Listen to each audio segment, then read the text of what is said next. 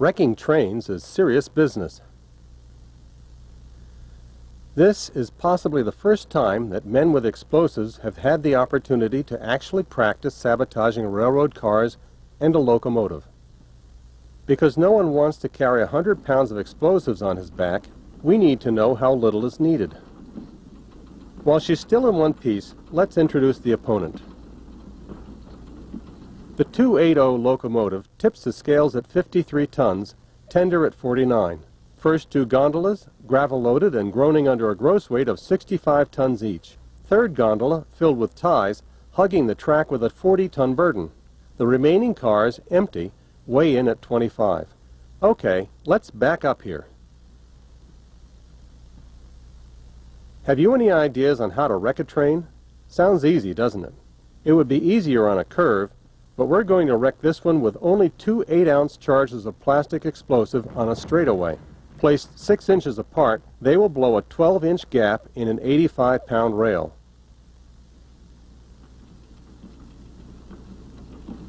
That's strange. Nothing happened. Hardly got a bump out of it. Let's take a telephoto look in slow motion. We would call this 12-inch gap a railroad chuck hole.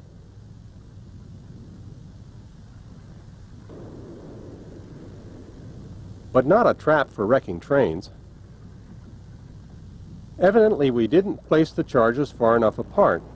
This time we'll blow out two 8-inch gaps and leave a sleeper in between 20 inches long. When 350 tons of rolling freight crashes into this, look out. The locomotive has no steam. She gets a good shove by a pusher engine and coasts down the straight section of the track towards the gap, where something's gone wrong again. The tie under the 20-inch section gives a little, but it won't let go of the rail. The empty cars wobbled, but did not derail.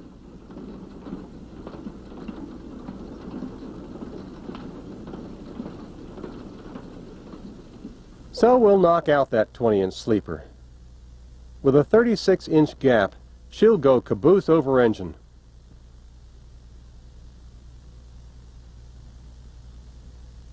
The engine's pilot wheels are only 30 inches in diameter. When they drop off the track, the driving wheels should drop off also. Well, what they should do, they didn't. Only the pilot wheels derailed. The driving wheels rode the gap like a Jeep jumps a rut. The first two ties were broken, but that only made the empties bounce a little more.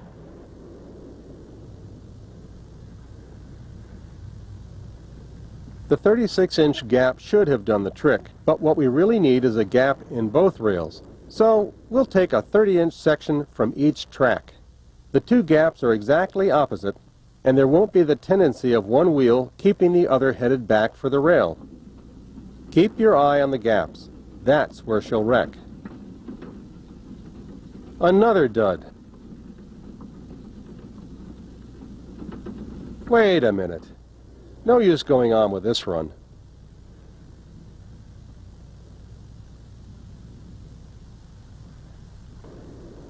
Not one single wheel derailed, not even the pilot wheels.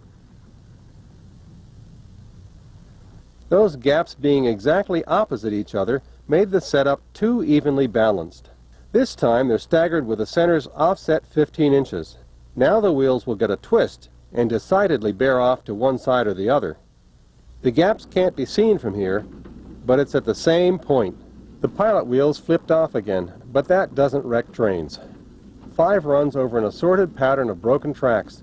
By theory, any one of them should have wrecked her.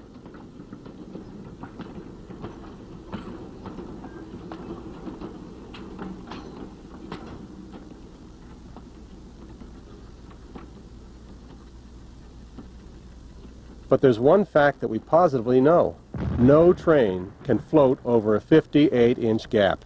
The pilot wheels are 30 inches in diameter, and the driving wheels are 50. Trains run on tracks, not ties. That's simple deduction, with the kind of logic that makes for good train wrecking. This time we'll give our stubborn customer an extra wide berth. She'll hit that open space at 26 miles an hour, and when she does, nothing happens to the engine, tender, first, second, third, fourth. Ah, now we're getting somewhere. Let's take a closer look at that. Running light, the wheels bounced right off the track, but those are the empties.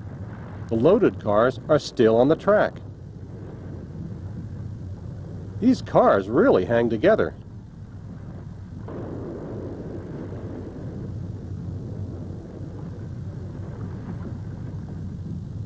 That makes 6 runs, 6 upsets, and 6 theories disproved.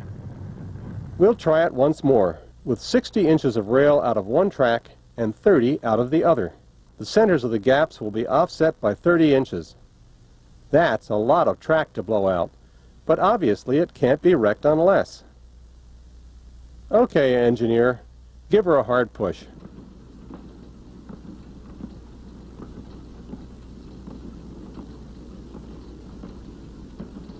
Here she comes, and there go the cars.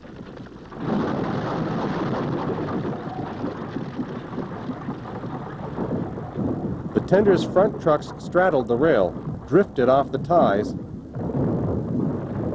and wrecked the other cars. But the old iron horse just wouldn't bite the dust. We now have a better understanding of why efforts in subversive warfare sometimes fail. By these tests we have proved that wrecking engines is not easy. To minimize the uncertainties of success in the field, the Office of Strategic Services intends to continue experimental operation.